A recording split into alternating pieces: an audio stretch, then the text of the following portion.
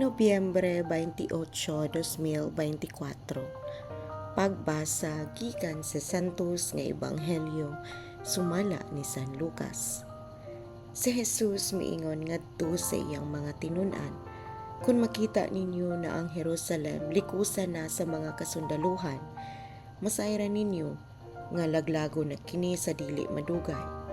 Unya ang nagpuyo sa Judea kinahanglang managan ngadto sa kabungturan ug kadtong atua sa mga syudad, kinahanglang mamahawa usab, ug ang nagpuyo sa banika kinahanglang dili moadto sa syudad.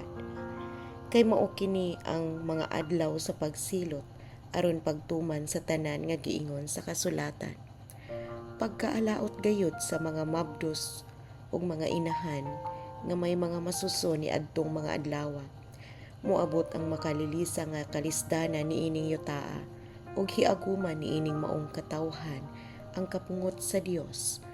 Pamatyon sila pinaagi sa espada ug bihagon ngadto sa tanang kanasuran.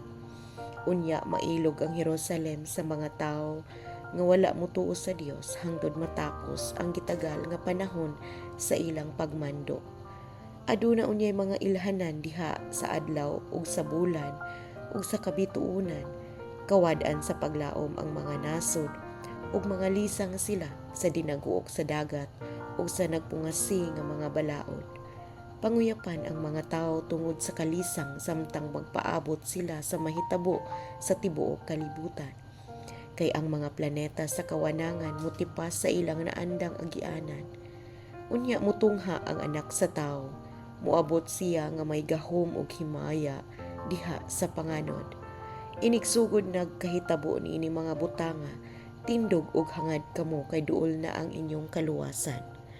Ang Ebanghelyo sa Ginoo. Daygon ko ikaw, O Kristo.